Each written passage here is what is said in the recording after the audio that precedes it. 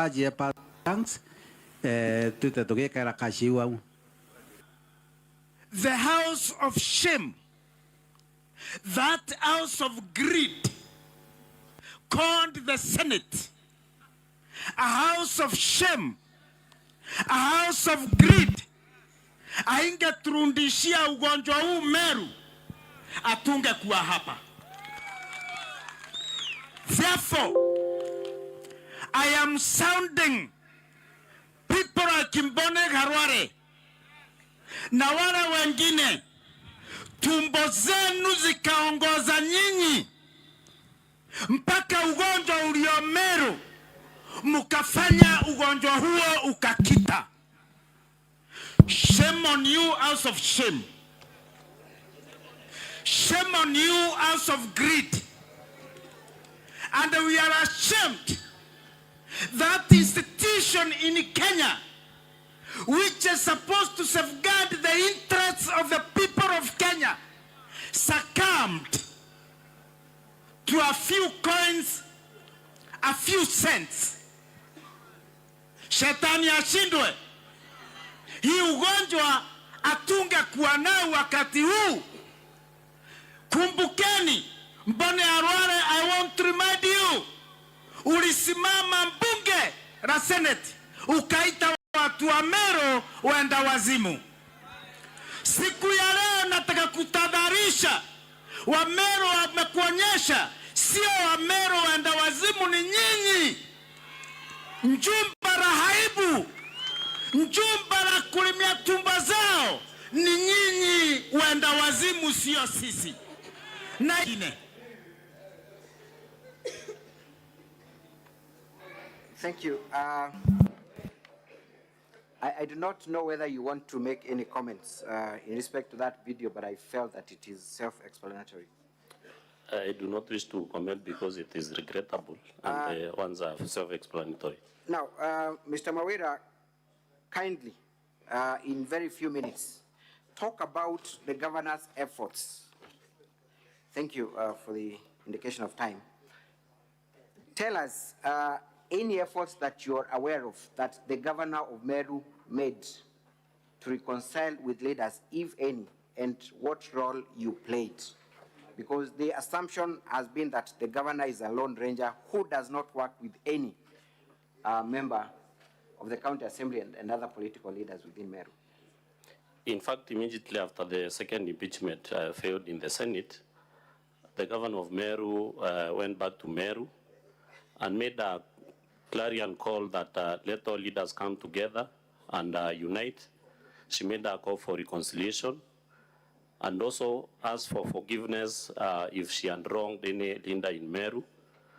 And thereafter, the governor of Meru went ahead and stopped Okolea programs, which had aggrieved members of the county assembly.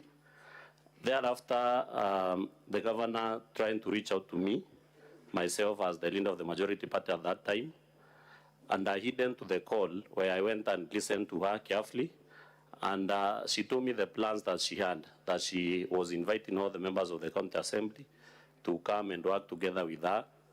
And at that moment, I asked her to give me time as the leader of the majority party to go and try reach out to other members so that maybe she can organize a meeting with them and try to forge or try to bring reconciliation.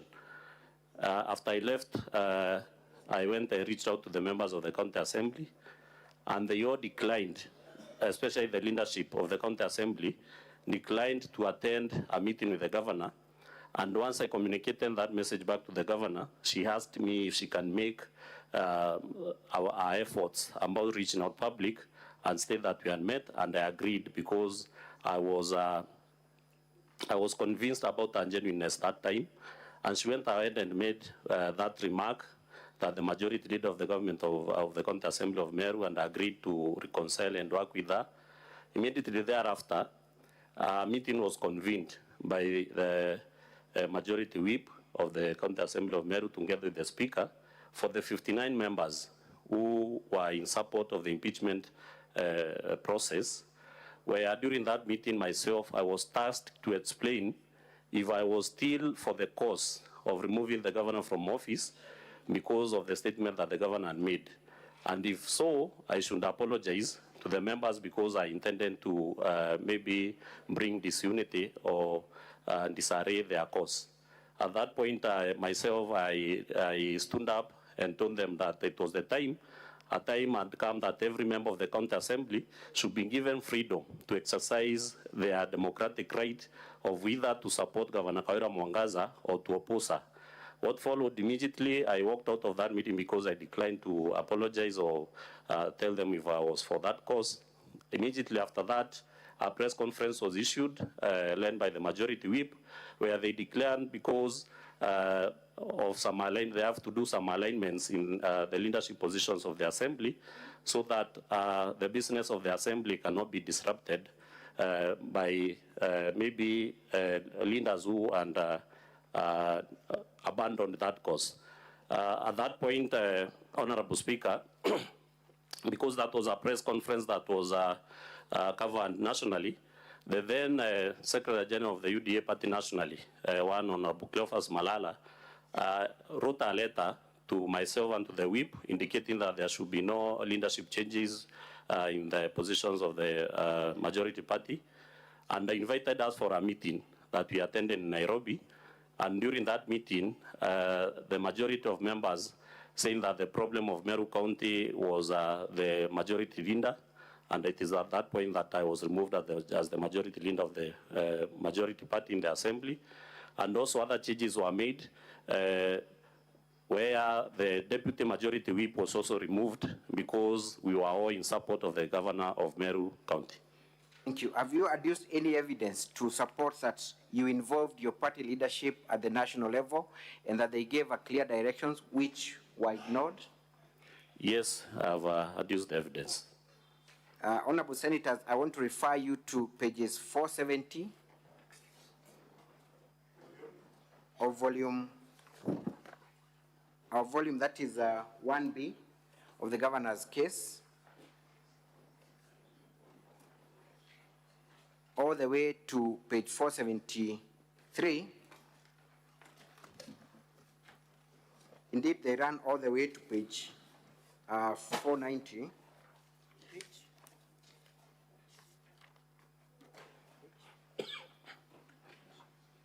Page 470 to page 491. But we can go all the way to page 500, indicating the complaints by the members of County Assembly who are in support of the governor and who are being victimized for their move. For the sake of time, I would just leave the senators to refer to those documents. Mr. Mawira, what transpired after your removal from the County Assembly? Who took over your position? My position was taken by the member who was formerly my deputy, and that of the deputy was taken by the mover of the current motion, Honorable Zipora. And immediately after the changes were made and communicated in the Assembly, the leadership of the County Assembly of Meru went further ahead, and removed all the 13 members who were in support of the governor then. You remember during the second impeachment motion, the governor had only 10 members. And when I was tasked to state if I was still for the cause and I walked out, other 2 members followed me, so we became 13. The 13 of us were de-whipped from 3 key select committees. That is the Committee on Budget and Appropriations, County Assembly Committee on Public Accounts, and Committee on Implementation. And then after, every person of the 13 who held a leadership position in any of committees of the Assembly were removed from those positions through a vote of no confidence. Therefore, members lost chairmanship of committees, they lost vice chairmanship of committees, and also those who served in the Speaker's panel initially were also removed, and the Speaker's panel was expanded to 18 members, 8 members, so that it can incorporate the members who, out of the 56, who are not earning any responsibility allowance in that assembly. I want you to clarify on that issue of expanding the speakers panel. What was the initial number of members of the speakers panel?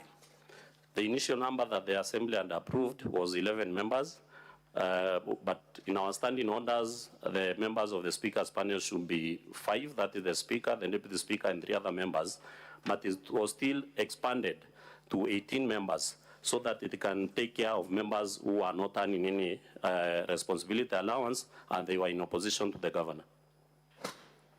And when you talk about speakers panel, what kind of allowances, if any, do they draw? Of course, when you serve in the speakers panel, you draw some responsibility allowance, and also you benefit from trainings, capacity building, skills improvement, and what have you. And you said the maximum number of members allowed as per the standing orders are 4. Yes. How much money are we losing as taxpayers for the expanded speakers panel, in your estimation? In my estimation, every member who serves in the speakers panel draws around 26 or 27,000 every month as responsibility allowance. They also have special meetings that they draw allowances, and also, of course, they do benefit from DSAs and per diems when they attend trainings and capacity building workshops. Annie, let us look at page 262, volume 1B. There lies the report of the Auditor General confirming indeed that 18 members of the County Assembly of Meru have been included in the speakers panel for the purposes of drawing allowances. Are you able to see that? The one on that page was before the expansion of the committee, the one that was composed of 11 members. Yes, proceed. But later, it was expanded to 18 members. And it is indeed true that they draw benefits from taxpayers' money. Thank you. In your assessment, what does that communicate about the County Assembly of Meru? It clearly shows that the County Assembly, especially the leadership, was going to any length to make sure that no single MCA will decide to either support the governor because of the victimization and intimidation that has been happening, and of course the financial losses that any member who decided to support the governor was undergoing. Thank you. For the sake of time, I want to conclude.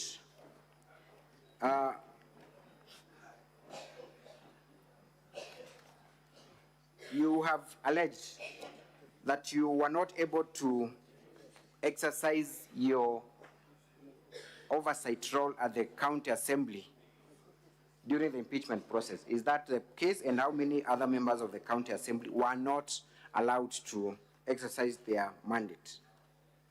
That is true, because in the first instance, we were denied entrance into the chambers by strangers. Later, the sergeant at arms. Also, can we watch VKM20, video VKM20?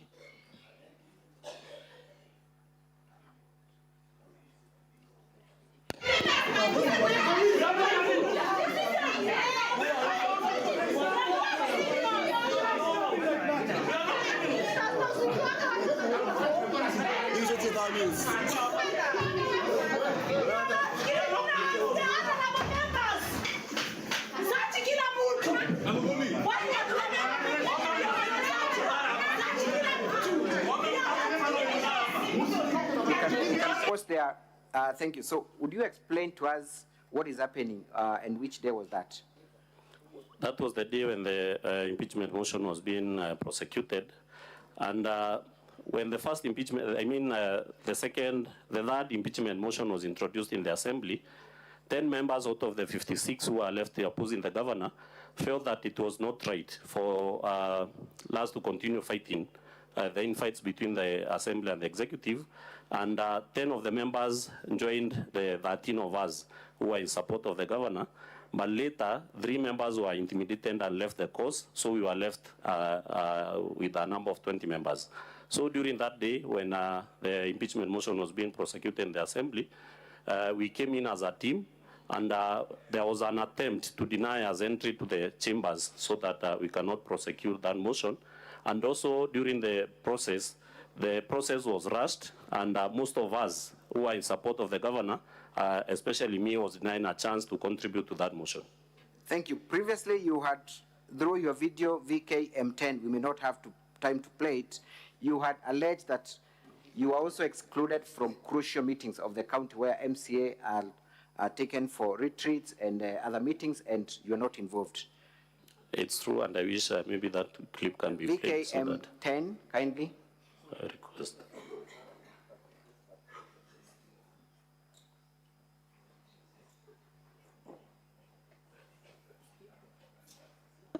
Nonto barabangi baretere Mombasa for 15 days na batu bararegere tuitano auga beti training lakini na ito karigara training iriku beti Mombasa for 15 days na bangi Tanzania 10 days na batu supporta dirikari ya Meru tutia we can have the translation quickly. Can we go bit by bit kindly so that we can You understand?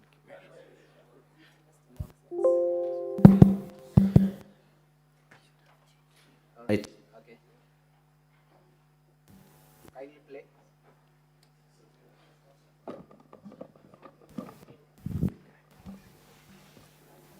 Kindly, can we play now?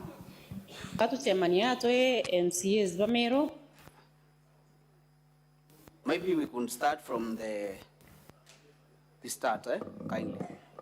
batu temania toe MCAs ba Meru bara ba supporta governor ni Let's meet here as Meru MCAs who support the governor. mama nonto barabangi baretere Mombasa for 15 days. Because others went to Mombasa for 15 days.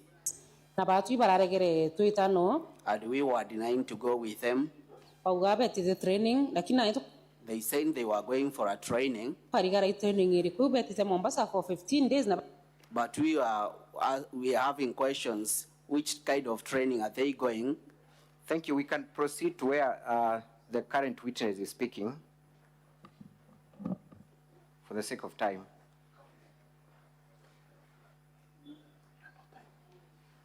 na tumenye maendeleo jaraja kuja mashinani.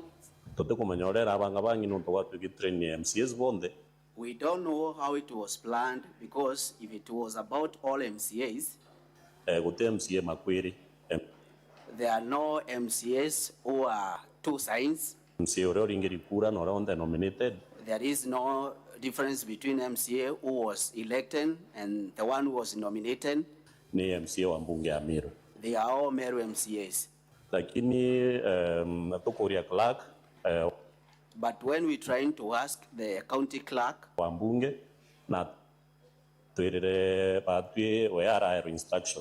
he's saying that he was given instructions. After a kind of a discussion was done, majority leader, minority leader. he was advised. You can stop there. So, Mr. Witness, what had happened during this event?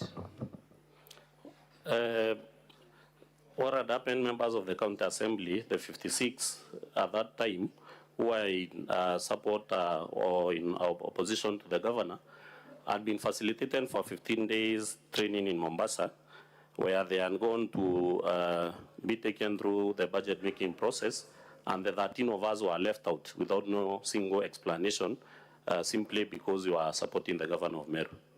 So, is it your evidence that you have been punished and targeted for supporting the governor? We have been punished, we have been ridiculed, we have been intimidated, we have been threatened just because we decided to support the governor of Meru. That is true. Does the governor have any working relationship with other groups within the county? Of course, it's true she has a working relationship with other groups, maybe religious leaders, women groups, faction of Jurin Cheke, so many other groups. Let us watch briefly VKM14. Council, Council, if I may interrupt you, you have less than 15 minutes. And I see on the list that you still needed to call 3 other witnesses, one including the governor. So will you be able to manage that within the 15 minutes? Thank you, Mr. Speaker, sir. This is a very crucial witness for us. I will only take the next 3 minutes with him.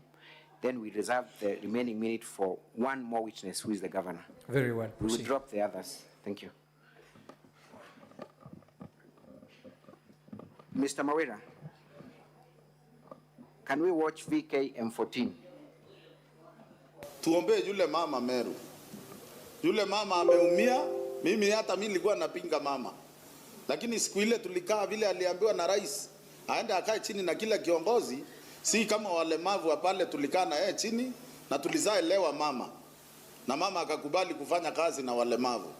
Kwa hivyo nataka kuomba walemavu wote Kenya na wale viongozi tuko nao hapa, hata hao wa Nairobi, mjaribu kutuombea Meru. Watu wote waheshimu sheria na waheshimu katiba. Wajua hata kama kuna kimila Meru, kuna naye sheria ilipitizwa 2010 ya kusema mama uwe mwanaume uwe nani, sisi zote ni iko. Hakuna mchichana, hakuna kijana, hakuna mama, hakuna mwanaume. Lakini kwetu Meru ile kimila tu inaendelea pale. Wale viongozi wote Kawira alianguza wakati wa kuomba kura 2022. Hata mimi nikiwa mmoja wao. Hatusikiangi vizuri kama tunaongoza na mama. Lakini mimi nimetii.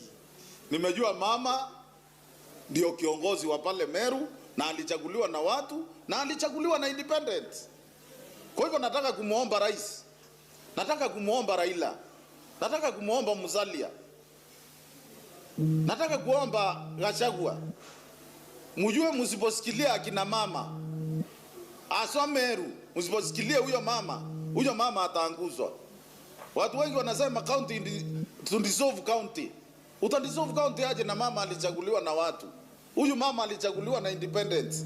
Ana chake, ana mtu wake. Wale matajiri akina Kiraito, akina Metheka Lentore, akina Munya, akina MP wote wanaume wanasikia ni aibu sana kuinamia mama. Lakini wacha niwape example. Mimi ni mlemavu. Mimi ndio nilikuwa mtu wa kwanza kupigana na mama juu ya kimila. Lakini njuzi tulienda kotini, tulisomewa sheria. Kwa sababu naamini sheria na naheshimu katiba ya Kenya. Mimi nakuinamia mama Kawira Mwangaza. Nimesurrender. Thank you. Nataka kuomba we can proceed just for a few more minutes.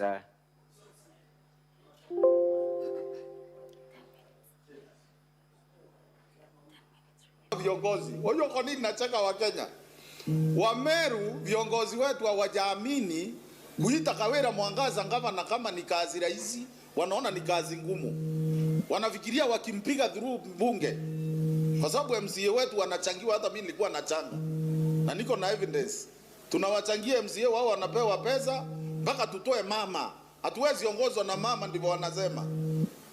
Kwa hivyo nataka kuomba wa Kenya hivi na viongozi wetu, wacha tuheshimu huyu mama ndio alichaguliwa. Nyinyi mko na chama. Tuko na chama PNU imesimamiwa na Munya. Tuko na chama PNO inasimamiwa na Mporo wa Bori. Tuko na chama Mbasi inasimamiwa na Kiraito Murongi. Tuko na UDA inasimamiwa na Rigathi, inasimamiwa na Ruto, inasimamiwa na Kadhuri Murongi, inasimamiwa na Metheka Lentore. Tuko na chama inaitwa Azimio yenye iko na Jubilee, inasimamiwa na Jeremia Keoni. Mimi ile kitu naomba kwa hizi chama zote, muite watoto wenu wale mulipeleka mbunge ya Meru yenye haina mlemavu, muwaite muwaambie gavana ni mama. Kwa sababu tusiposema hivyo, Meru hata mkindissolve saa hii, mseme tumendissolve county ya Meru, vita itaisha. Kwa sababu wa Meru, yule Mmeru kamili, hata saa hii Mungu anajua, hata Kiraito anajua, Metheka anajua, Munya anajua. Hata tukirundi kwa ndeve saa hii, Kawira atapigwa 400,000 na Mmeru yule wa kawaida. Kwa sababu watu wanaona kazi ya huyu mama, wanaona mama hana vita na mtu yoyote, lakini mara stop there now. We will play it shortly, but Mr. Witness, tell us your summary of the charges that are before the Senate. You have a time to go through the motion of impeachment now and back then in 2023 rather. What are the basis of these charges? Because I've been present in that assembly since the first impeachment process, what I would like to tell this Honorable Senate, Honorable Speaker, is that the impeachment process has been abused in Meru County Assembly, and it has been weaponized to fight political fights, whereas we know that impeachment should be used sparingly. It should be a measure of the last resort whenever that there are violations of the Constitution and other laws. And therefore, it's my humble submission that the Senate vindicates the governor of Meru from objectivity of the charges that are there, because according to me, the charges are malicious and they are also frivolous in nature. We have specific charges. One of the charges is employing a bloated workforce. Yes. Was that a charge that you brought before this Senate last impeachment? It was. You have a charge that accuses the governor of dismissing certain employees of boards, one of them being Mr. Mwaki. Is that a charge that you brought and prosecuted before this Senate during the last motion?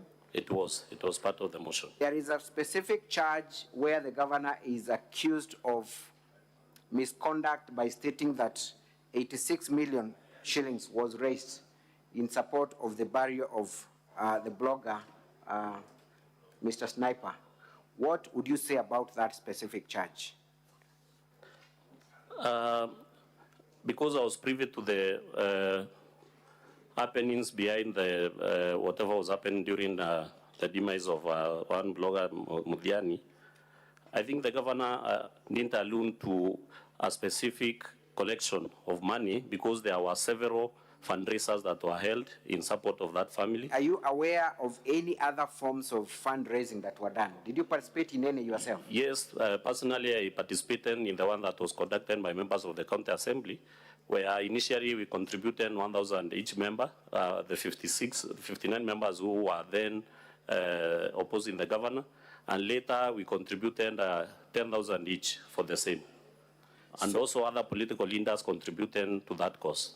By political leaders, who are you referring to? And in your estimation, how much money was raised? And I'm also sorry to ask this, what is the status of that kitty, if you're aware of, and how was it utilized? The one for the assembly was utilized in conducting the road shows across crisscross in Meru, and other monies were used to hold prayers in various stadiums, as we have seen, Kenoru, Maua, and others. And by the time I left that group where the fundraising was being held, we had not been accounted for the remainder of the money. So when the governor states that to the tune of 86 million might have been raised, is it anywhere near the truth in your estimation, having participated in the fundraisings in various modes? It will be the truth. Thank you. I think I will rest this witness and hand him over to cross-examination.